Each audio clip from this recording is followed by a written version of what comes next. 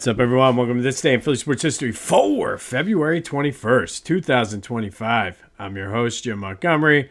Welcome to a feel-good Friday edition of the podcast. A very cold, but it's supposed to be 50 by the end of the weekend. Sign me up. We got Phillies spring training action tomorrow. It's going to be a good weekend. But before we get into the episode, let's do some quick housekeeping and a couple announcements. First and foremost, as always, be sure to follow me on social media, Jimbo_Mont on Twitter and TikTok, on Instagram at PhillyJimbo. Subscribe to the YouTube channel, Jimbo_Mont. Continue to spread the word. A couple quick announcements about that. If you're not following on any of the social media, go ahead and check it out, because as I do This Day, I've been adding some highlights or clips or something to kind of spice them up a little bit, at least until they dig me for copyright infringement. Not dealing with any of that on YouTube yet. Still kind of working some things out. But if you'd like to see some of the clips and highlights of what I'm talking about, go over to my Twitter or my Instagram or even TikTok, and you're able to see that. Twitter only allows me to do 2-minute videos, so sometimes when they're a little bit longer, they're cut short. So hit me up on Instagram, even Facebook for that matter, as I put them in. Also, we did this last year. I'll have more information when it's up and running. However, the 2025 Philadelphia Sports Hall of Fame ballot is being sent out at some point this weekend. So, as you remember last year, there was an opportunity for you to predict the actual ballot to win tickets for the ceremony in November. Once I have the details and all that, I will get them over to you. But just something coming down the pipeline as we get ready. Already, it's crazy to think, gearing up for November's induction ceremony. Be sure to check out my boys over at On Pattison. Great Philly sports coverage, especially the Phillies. Lots of good things coming out of spring training from them.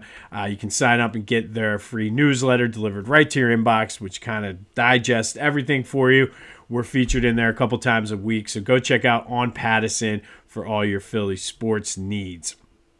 All right, we interrupt your Super Bowl celebrations. Hard to believe it was just a week ago. We were all down in Philly, all along Broad Street, along the Parkway, celebrating the Eagles' Super Bowl victory.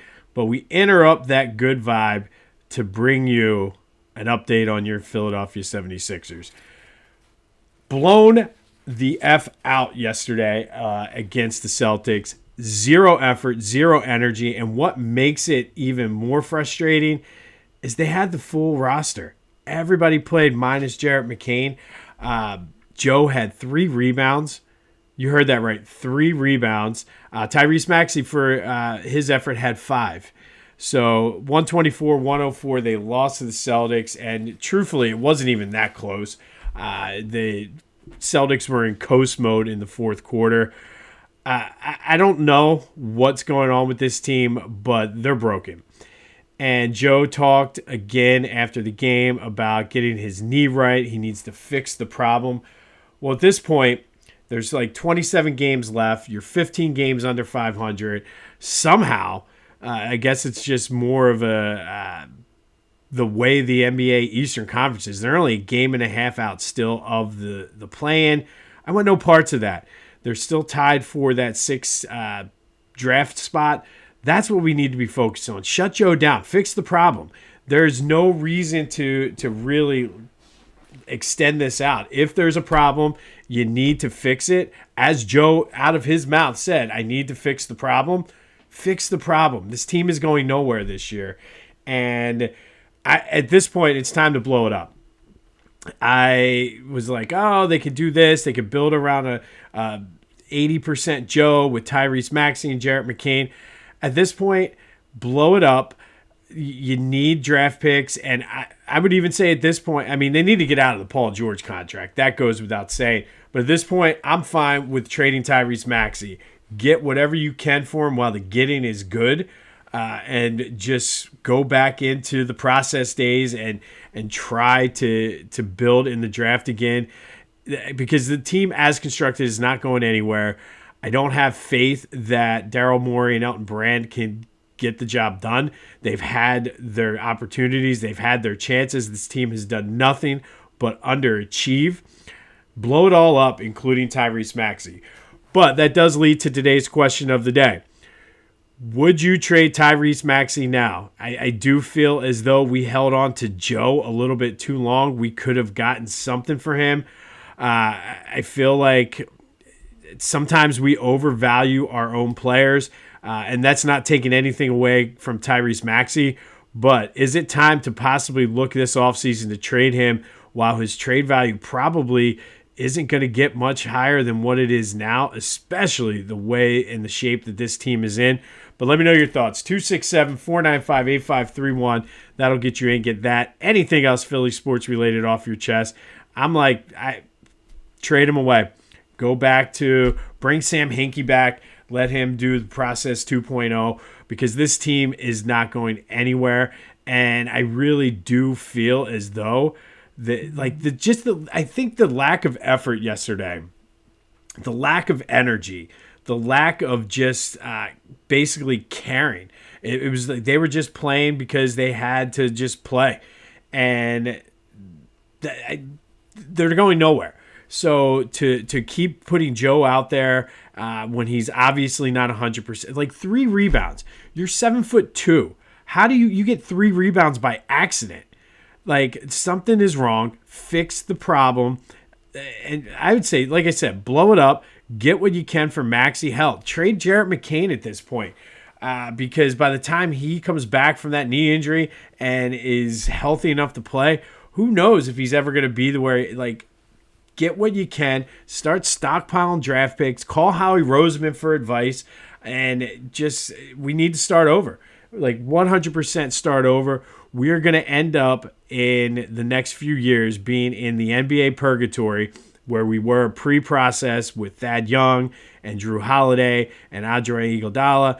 Like, we're going to be in purgatory where we're just good enough to maybe sneak into the play-in or maybe, like, I don't think we're ever going to get a 6 seed, but just enough to get into the play-in tournament, but not good enough to win the lottery. So blow it up, start from scratch, and that includes Tyrese Maxey. At this point, maybe I'm too emotional the other way. Usually I'm like pro Sixers, but at this point, nobody should be safe. Nobody's job should be safe. Everybody should be available in an effort to gain some assets and some pieces to actually get a competitive team in a few years. But what do you think? Should they entertain trade offers for Tyrese Maxey? Because Tyrese, I don't think he's going to be the guy you build around. I think he'd be a good complementary piece for a contender. But let me know your thoughts on that. Maybe I'm just over the top and whatever. Maybe the good feelings and the good vibes from the Eagles Super Bowl are starting to wear off. But let me know your thoughts on Tyrese. All right, let's recap yesterday's question of the day. Eagles promoted Kevin Patullo as their offensive coordinator. And I asked you, do you like it? 83% of you liked it. And a lot of the comments and feedback I was getting were he knows the system. He does have experience. Lots of comparison to the Brian Johnson, but I do feel as though the fact that he has far more NFL experience than what Brian Johnson did, that bodes well. Everybody said hopefully Jalen was consulted, and I really don't think they would do something like this with it, even if it was just a courtesy where they weren't really going to take his input. They went to him. So I feel this move provides them some sort of stability, like I said yesterday. Like I said, he knows the system. He's probably already getting to work. So I'm okay with it. But thank you, as always, for participating in the question of the day. Today's question, though. Should the Sixers entertain trade offers for Tyrese Maxey this offseason? I say do it. Blow it up. Blow it up like how the vet. Just blow it all up. But the Combine starts Monday. It's already starting to hear rumors about Myles Garrett and who's leaving, who's staying. Free agency doesn't start till March 10th. That's when the legal tampering period starts, which I never understood. It's either illegal or legal. Tampering is either allowed or not allowed, but whatever. One thing I did learn, and I doubt any of the free agents that they have are going to be entertaining this, but the Eagles could sign any of their pending free agents. And really, there's the big four: Zach Bond, Milton Williams, Mekhi Becton, and Josh Sweat. I really don't think Sweat is going to be here. Milton Williams is probably going to cost them too much. I really would like to see Bond and Becton back, specifically Bond, but we'll see as we get in. But we got the rest of this weekend, and we're already focused now on the NFL Combine and the draft and all that other good stuff. So here we go. Phillies. Tomorrow, as I mentioned, their spring training set of games kicks off. It's not on TV. It is on the radio. I'll be listening to it only because I want to hear how they're going to play this lineup. They keep all the talk is about the tweaks in the lineup. We had the question of the day. WIP morning show took my question of the day with the exact same three candidates that I had on Wednesday, by the way. So, like I said, Jimmy Seltzer, come on, man. Give me a shout out. That's all I need. Give me a shout out. I can come on once a week and do this week in Philly sports history if you don't want to give me a daily thing. But it's obvious you're taking my stuff, or at least borrowing it. Shouldn't say taking, borrowing. So just come on, man. Like I can do a quick 2-minute hit once a week this week in Philly sports history, or I can do 1 minute a day. Just say, call me.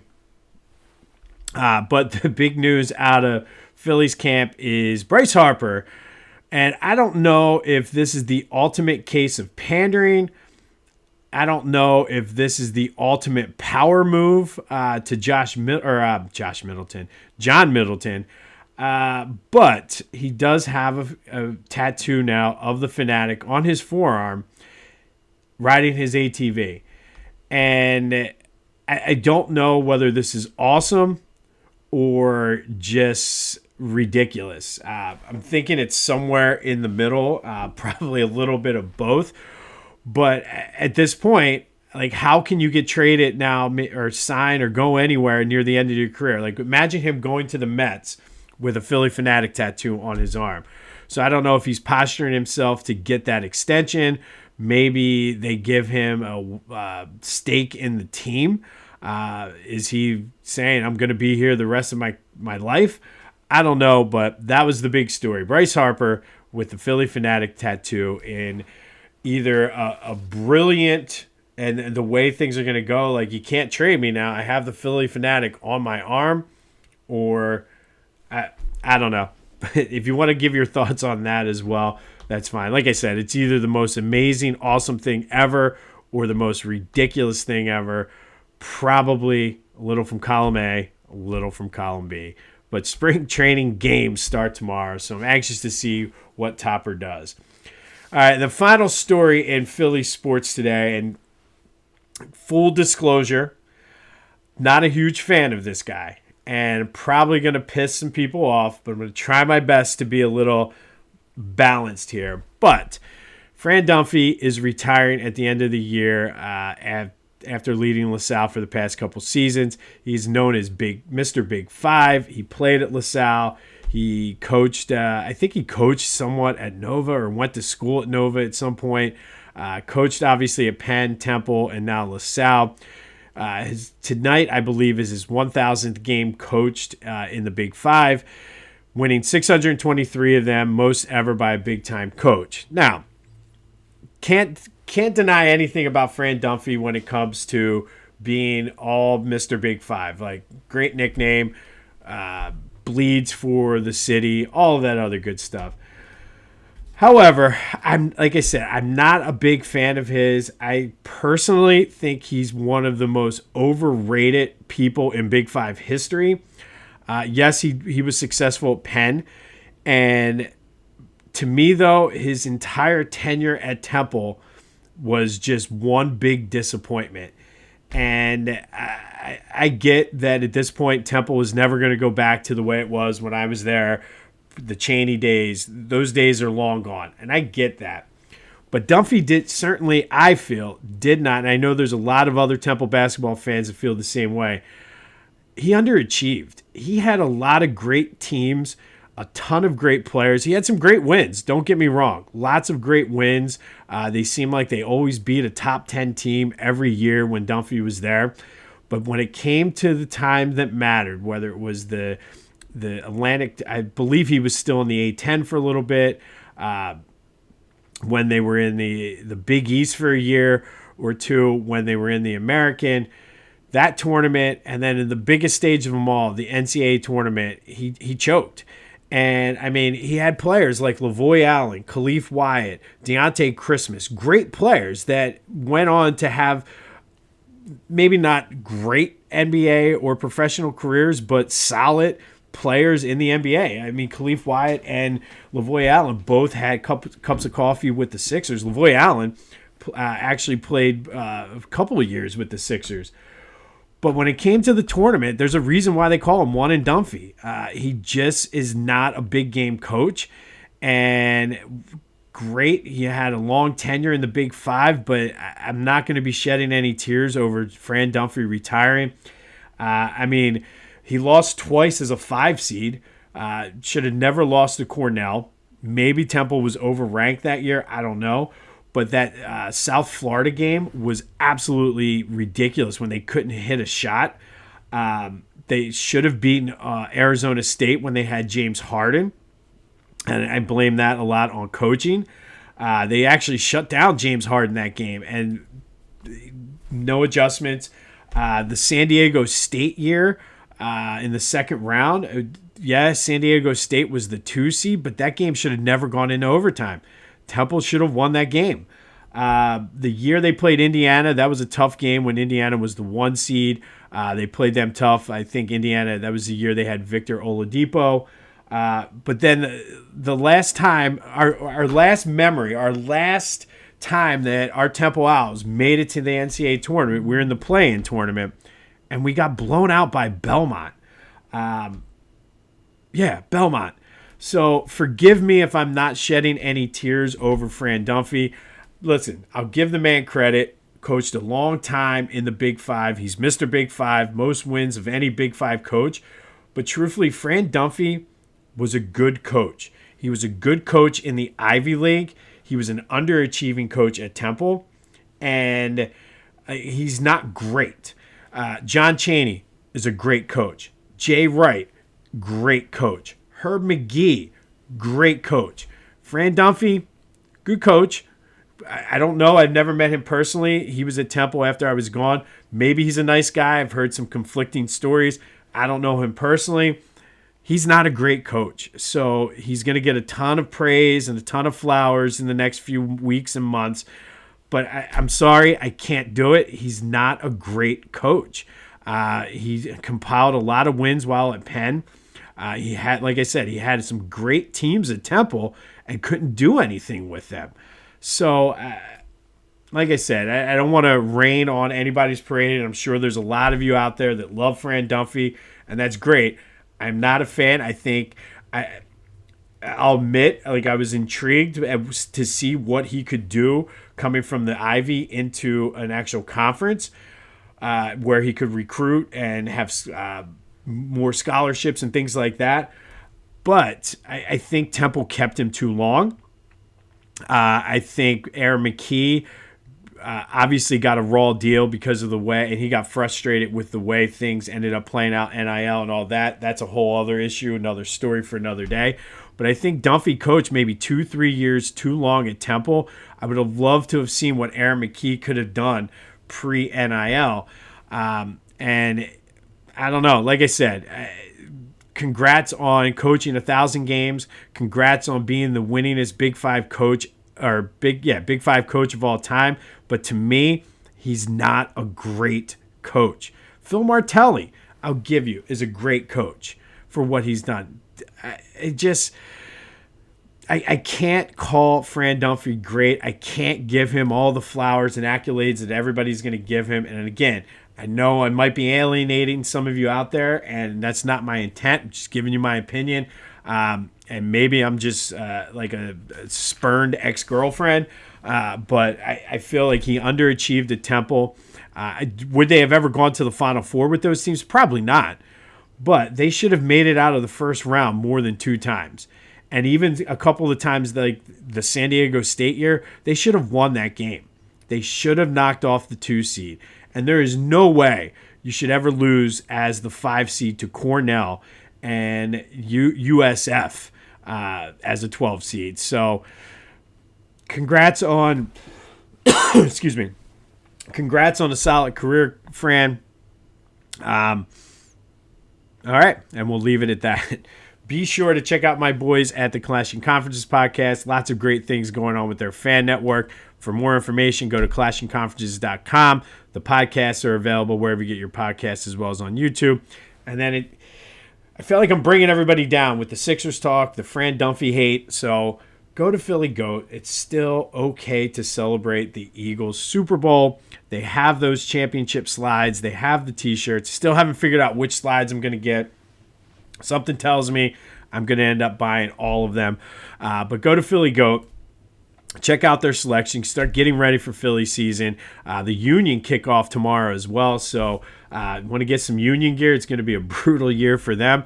But why not? Get in on the ground floor. Philly Goat has you covered. Be sure to use the promo code Jim Montgomery to take 10% off your order. That's phillygoat.com. Promo code Jim Montgomery to take 10% off your order and get the slides. All right. So we're going to bring this up a little bit. I felt like I was down on Temple basketball and Fran Dunphy, but we're going to go back-to-back days now talking Temple basketball. And on this day, back in 1988, there was a time, believe it or not, kids, when Temple basketball was the center of the college basketball universe. They were must-watch TV. And on this day in 1988, the number 1 Temple Owls traveled down to UNC to take on the number 5 Tar Heels at the Dean Dome, whatever you want to call it, the Smith Center. Dean Smith and the Tar Heels that day, like so many other teams before and after them, could not figure out John Chaney's matchup zone. The Temple Owls forced 29 turnovers in this game. Mike Vrieswick led the way for the Owls with 26 points. Mark Macon added 19. And in this game, Temple was down 5 at halftime, but then they opened up the second half on a 19-0 run. Dean Smith and the Tar Heels had no answers, and it was all Owls from there. So the combination of the matchup zone, and they also shot 68% from the floor in the second half. This game turned into a laugher as a national TV audience saw the Temple Owls give the UNC Tar Heels their worst loss since 1980, their first non-conference loss at home in almost 2 years, and also their worst home loss since 1975. The Temple Owls just dominated pretty much the entire second half and went on to go to the Elite Eight that year, losing to the Duke Blue Devils. But one of John Chaney's greatest teams went down to North Carolina and blew out the Tar Heels in a game that looked like it was going to be close at the beginning, but just wasn't meant to be, as the Temple Owls beat the North Carolina Tar Heels, the number 1 team in the country, beat the number 5 team on this day back in 1988. All right, finally today, we are going to continue our Black History Legacy Makers with Philly ties, and today we're going to spotlight Chet Walker. Chet was a Michigan native, played his college ball at Bradley, and 2-time All-American while at Bradley. His number 31 is retired out there. He was drafted he was drafted in the second round, number 12 in the second round by the Syracuse Nationals. And we know that the Syracuse Nationals became the 76ers. Chet averaged 19 points and 8 rebounds for that NBA championship team in 1967-68. And he did finish his career out with the Bulls. He's in the Bulls Ring of Honor, but he is a 7-time All-Star. But more importantly, he was very outspoken in civil rights. He was a great civil rights activist in his time. He spoke out against apartheid in South Africa. He also spoke out against the owners in the NBA in favor of free agency. And because of a lot of his stances, specifically when it came to the players' union, free agency, and contracts, he always felt he was blacklisted for speaking out against the owners, and kind of ended his career kind of short. After he got done, he entered the movie business and became a TV movie producer, which he won an Emmy for. So he was great with that.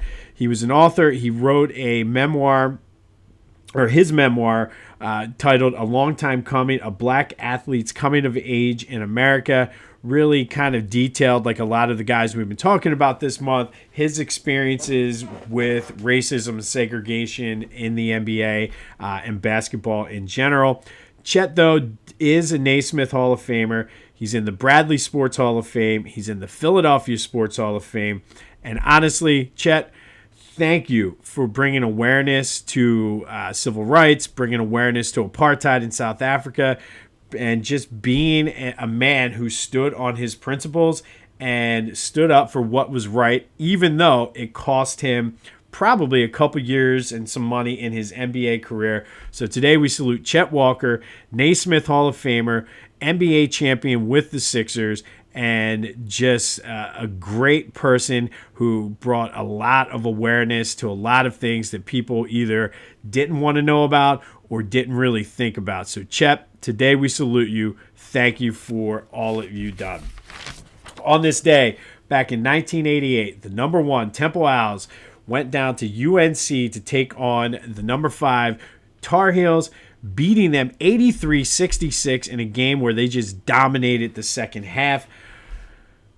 Yeah, they couldn't figure out the matchup zone. We'll have more on the Phillies spring training and our first look at the new and improved lineup.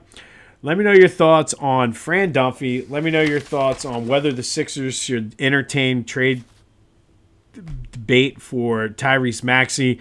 I'd say blow it up. It's time to blow it up. Start over fresh. Bring in Sam Hinkie Jr. I don't know what you got to do, but let's start the process 2.0.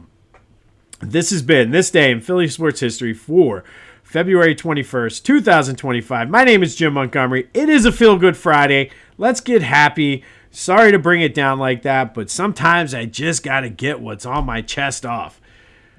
Go have yourselves a Friday, and until next time, I'll see you when I see you.